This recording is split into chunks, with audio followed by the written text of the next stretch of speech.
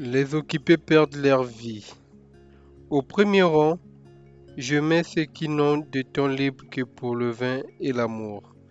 Il n'en est pas de plus honteusement occupés.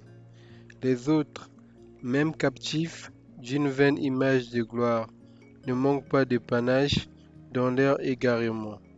Tu peux énumérer les avares, les colériques, ceux qui poursuivent des haines ou des guerres injustes. Tous sont fautifs, mais avec une certaine virilité. Mais s'abandonner à son ventre et à la débauche, c'est un infâme pourrissement. Du sec, toutes les journées de ces gens-là voient tout le temps qu'ils passent à calculer, à comploter, à craindre, à courtiser, à être courtisés, le temps que leur prennent leurs procès et ceux des autres. Les banquets qui sont maintenant de véritables obligations, tu verras comment leurs mots ou leurs biens ne les laissent pas respirer. Enfin, tout le monde convient qu'un homme occupé ne peut rien mener à bien, ni l'éloquence, ni les rares libéraux, ni les arts libéraux, puisqu'un esprit distrait reçoit rien en profondeur, mais rejette tout, comme si on voulait le gaver. Rien n'est moins fait d'un homme occupé que de vivre. Il n'est point de savoir qui soit plus difficile. Pour les autres sciences, les professeurs sont partout et en grand nombre. On a vu de tout jeunes enfants se pénétrer si parfaitement de quelques-unes qu'il était capable de les enseigner ensuite. Mais vivre toute la vie, il faut apprendre à le faire.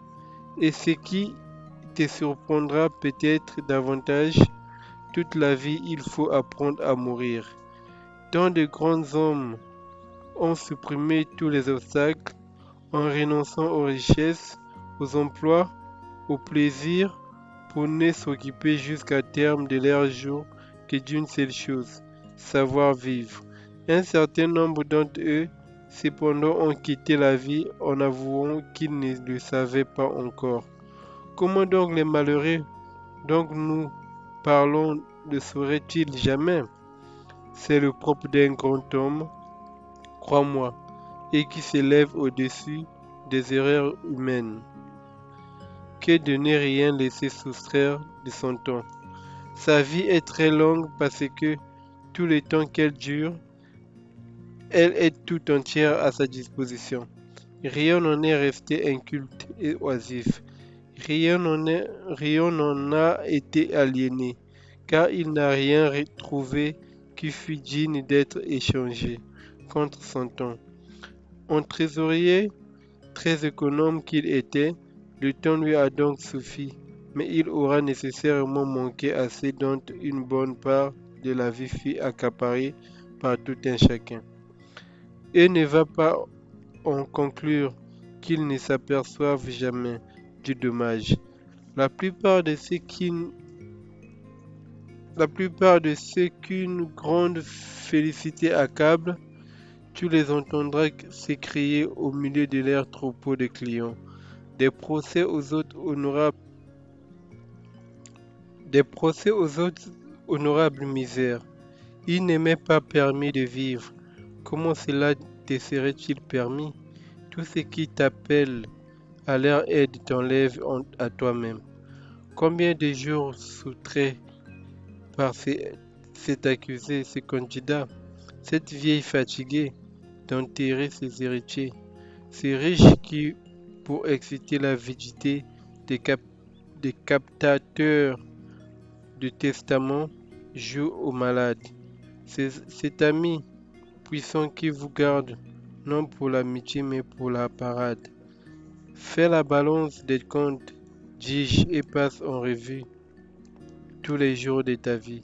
Tu verras qu'il n'en est resté pour toi qu'un très petit nombre de déchets. Celui-là, après avoir obtenu les insignes tant désirés du consulat, souhaite l'abandonner. Et répète, quand cette année sera-t-elle passée, celui-ci donne des jeux à l'issue d'un tirage au sort auquel il attachait une grande importance. Qu'en dit-il? Pourrais-je m'enfuir de là? On s'arrache cet avocat dans tout le forum et la foule se pressant en masse. Tous les espaces au-delà duquel il peut être entendu, il le remplit de ses cris. Quand suspendra-t-on les affaires? Chacun précipite sa vie et souffre du désir de l'avenir, du dégoût du présent. Mais celui qui consacre tout son temps à son usage personnel, qui organise toutes ses journées comme une vie entière, ne désire ni ne redoute le lendemain. Que pourrait donc jamais lui apporter une heure en fait de plaisir nouveau? Il a tout connu, tout goûté à satiété. Quant au reste, que la fortune en dispose comme elle voudra. La vie de cet homme est désormais en sûreté. On peut lui ajouter, on ne peut rien lui enlever. Lui ajouter, mais comment un aliment à un homme déjà rassasié et rempli? Il le prend, mais sans aucun appétit. Ainsi donc, quand un homme a des cheveux blancs et des rides, n'en conclut pas qu'il ait longtemps vécu. Il n'a pas longtemps vécu, il a longtemps été. Quoi donc, penses-tu qu'il a beaucoup navigué? Celui qu'une violente tempête a surpris à sa sortie du port, a poussé çà et là, et dans les tourbillons de vent contraire, a fait tourner en cercle dans un même périmètre. Il n'a pas beaucoup navigué, mais il a été beaucoup ballotté.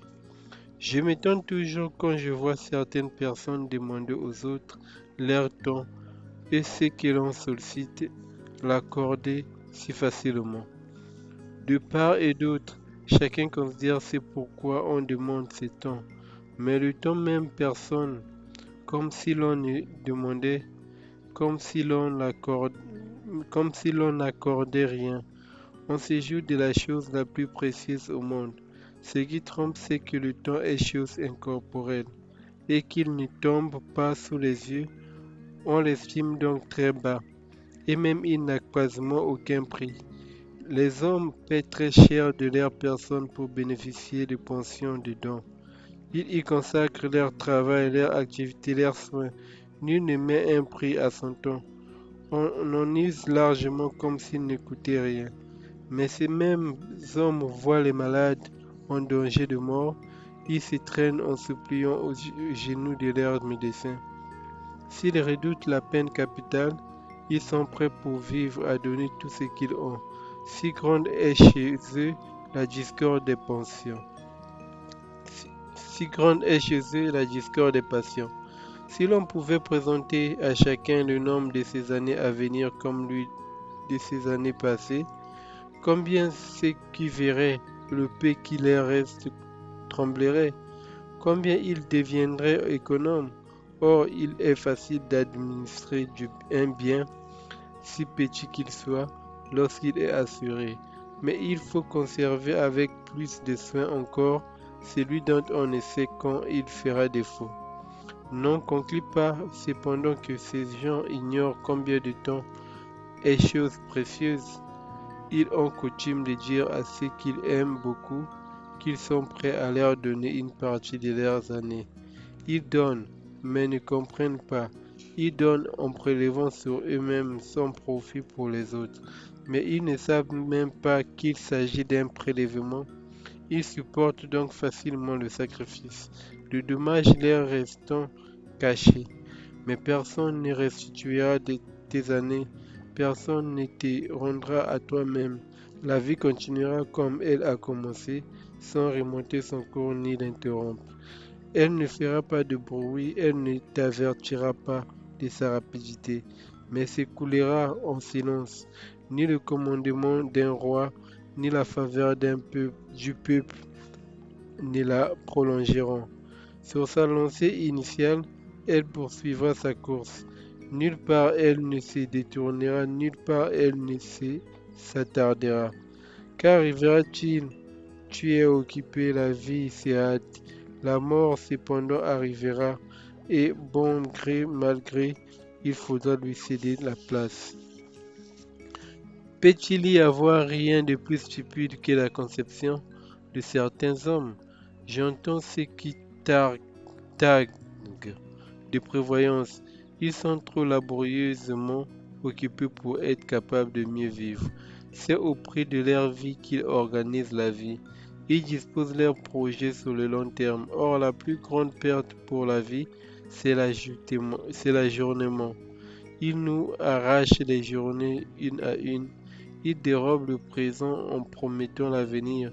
Le plus grand obstacle à la vie, c'est l'attente qui dépend du lendemain et perd le jour présent. Ce qui est dans les mains de la fortune, tu en disposes. Ce qui est dans les tiennes, tu les laisses échapper. Où regardes-tu? Jusqu'où t'étends-tu? Tout l'avenir gît dans l'incertitude. Vis tout de suite. Voici ce que proclame un grand poète, comme, comme inspiré par la bouche du Dieu, il chante ces chants salutaires. Pour les malheureux mortels, le meilleur jour de tous s'enfuit le premier. Pourquoi tarder, dit-il, pourquoi remettre, si tu ne t'en empares pas? Il s'enfuit, et quand tu t'en seras emparé, il s'enfuira malgré tout. Il faut donc combattre la rapidité du temps par la promptitude à en user. Il faut se hâter d'y puiser comme dans un torrent impétueux qui ne coulera pas toujours. Il est très beau aussi que pour critiquer tes projets infinis. Le poète ne dit pas la meilleure vie, mais le meilleur jour. Toi qui es insoucié et lent, malgré une telle fuite de tous les instants, pourquoi étends-tu à ton profit les mois, les années, en une longue série, aussi loin qu'on décide ton avidité? Le poète te parle d'un jour et d'un jour qui s'enfuit. Il ne faut donc pas en douter, le meilleur jour est celui qui le premier échappe aux mortels malheureux, c'est-à-dire occupés. Leur esprit est encore dans l'enfance quand la vieillesse les accable. Sans préparation ni défense, voilà comme ils y parviennent. En effet, rien n'est prévu. Soudain, ils sont tombés dans la vieillesse, à l'improviste. Ils ne sentaient pas que chaque jour elle s'approchait. Comme une conversation, une lecture ou quelques pensées profondes trompent le voyageur qui s'aperçoit de son arrivée avant d'avoir su qu'il approchait semblablement le voyage interrompu et très rapide de la vie, qu'éveillé ou endormi,